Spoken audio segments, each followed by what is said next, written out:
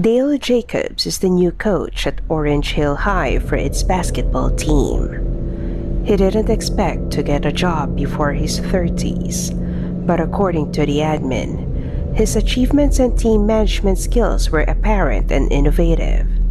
Plus, the team wasn't performing for the past 3 years under the previous coach. So with a golden opportunity handed to him, Dale would do everything possible to boost the team for the upcoming season. Although strict in training, Dale was compassionate and considerate for the right reasons. This combination made him popular with the team captain, Aiden Banks. Aiden sometimes would wait for the coach so they could leave the campus together since they live in the same neighborhood. However, the unusual closeness was clear for some of the team members. But Aiden said nothing's going on and they're just friends, though that didn't stick solidly to the other few. A couple of months into his term, Dale later on developed positive relationships beyond Aiden. Almost every member of the team felt close to him, like they could tell him their greatest fears and dreams. The newly developed bond between the players and the coach propelled them to victories in small plays with other teams. This was observed by the admin, and it supported the idea since nothing shady was happening. However, outside the school walls, an observer wasn't buying it. Nick strongly believed Dale was deceiving everyone with his charms and wits. Nick was adamant to find the truth about the new coach to protect the students from corruption. Nick followed the coach constantly, and his efforts unveiled something suspicious, which might confirm his theory. He spotted Dale and Aiden in the bleachers of the football field. The two appeared to be talking seriously based on Aiden's facial expression. Nick wondered what happened to the young athlete. Dale, on the other hand, looked sympathetic to what Aiden was experiencing. The unique closeness between the two further motivated Nick to investigate the events behind the curtain, things the entire team didn't know about. I totally get you, Aiden, I really do. But you need to think about it. Your decision could change your future, and as your coach, I'm worried, Dale empathized. I know, coach, but a part of me is sure. I just have to figure out how to get around my parents, Aiden insisted. No matter what happens, I'll support you. I'll watch your back, Dale affirmed while patting the young man's shoulder. Although he didn't hear them, Nick noticed the not-so-subtle placement of Dale's hand on Aiden's thigh. Nick's eyebrows furrowed and his lips snarled. He just witnessed a breach, and this time, he knew who it was. So he left the field to determine the best way to protect Aiden from the predator. Dale just finished his grocery list. Now at the supermarket parking space, Dale fished his car keys out and the vehicle beeped at his command. Before he could open the car door, he felt a chill travel down his spine. He also felt eyes on him, so he looked around the parking lot but found nothing. The coach safely reached his flat. Dale placed the purchased goods on the kitchen counter before getting a shower. 5 minutes later, Dale was in the bedroom just in a towel when he felt like someone's watching him. The bedroom blinds were down and the windows in the living room were covered when he took a little peek. What he didn't know was the bare window of the kitchen sink. Its bare appearance was being shrouded by the lack of light from the outside, small-sized dusty panel, and dim lighting from the inside. Still, Dale realized it moments after, so he checked it out and only to find no one on the other side. He went back to the bedroom to get dressed, and he was done. The lights went out. Confused by the sudden blackout, Dale grabbed his phone, turned on the flashlight, and proceeded to the garage to check the electrical panel. He opened the panel, but before he could inspect, Dale noticed that the garage side door was left ajar. He remembered it was closed since he never uses it. Approaching slowly the innocent door, his gaze gravitated toward its knob, which was dangling. When he opened the door completely, he was surprised by the lights from other homes. That's when he realized a break-in took place at his home, and whoever's behind it cut off his power. A bang of a door took him back to reality.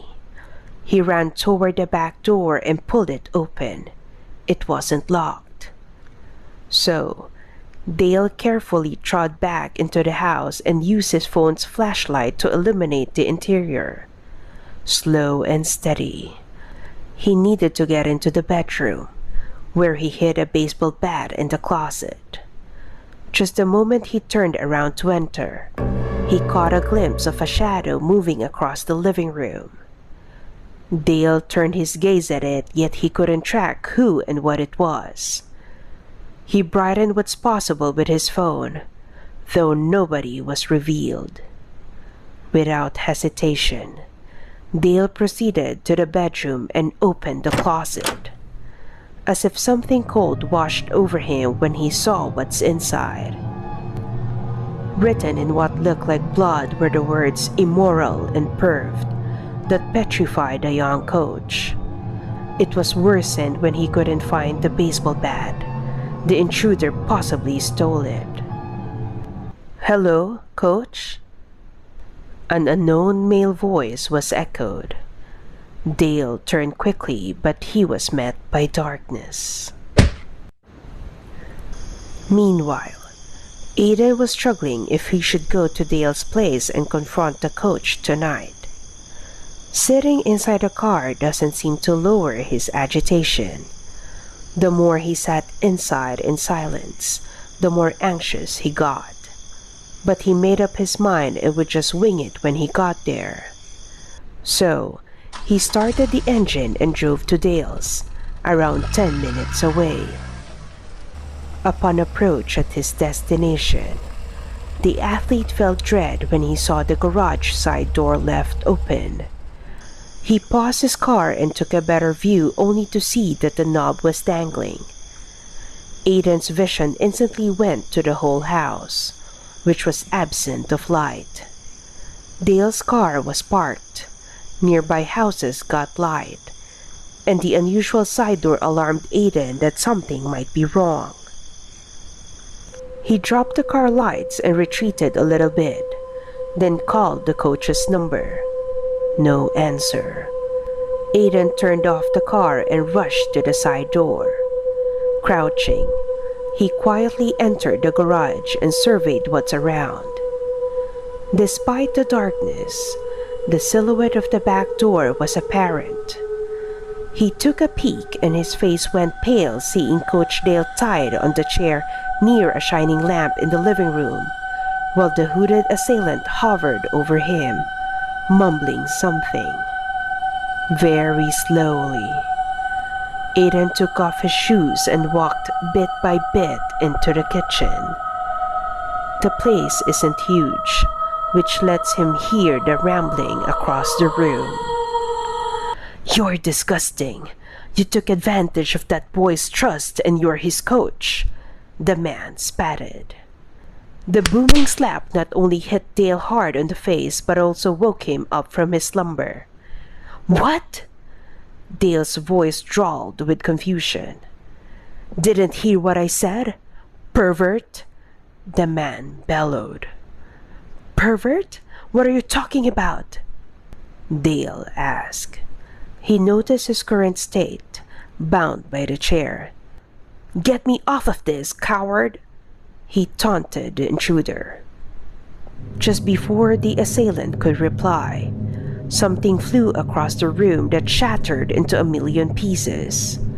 Both Dale and the unknown man looked into the direction of the crash. inches away from the TV screen. Then, they turned their sight around to look for the cause. Come out wherever you are," the man provoked. Holding a knife, the man slowly approached the kitchen counter, expecting someone to pop out from it. He tried to surprise the corner with a jump scare, but only to be tripped by Aiden from behind. Aiden hid in the bedroom, which was directly in front of the open kitchen. With the assailant down, Aiden blazed toward Dale and tried to free him from restraint. "Behind you!" the coach yelled at Aiden. Aiden speedily reacted, and when he saw the knife heading his way, he put both hands to block the stab. He grabbed the offending arm, yet unable to disarm his opponent. So he kicked the shin to halt the offensive, but it didn't work. The surprise gave the assailant the much-needed opportunity, letting him grab Aiden by neck. "You've been corrupted. You're tainted. You're disgusting," the man hissed. Right before he could land the stab, Aiden kneed the man's groin, causing him to squeal in pain. The knife was dropped and Aiden grabbed it to cut Dale's restraints. By the time Dale was free, the assailant was nowhere to be found, with the front door left wide open. Minutes after the two called the police, the lead detective told them that Dale was likely targeted by a serial killer, but was the only one fortunate to survive. The mysterious killer had taken 5 lives in 5 public high schools in different states. The only unexplained connection was all victims were coaches in high schools who were before their 30s. He advised, "The perpetrator missed his target tonight. He's pissed. The next time he attacks, it will probably be violent, more violent than you've experienced moments ago." Somewhere far from the crime scene, Nick was packing his stuff and trying to cope after a failed hunt. "You'll pay for that, bitch." His voice resonated inside a decrepit trailer.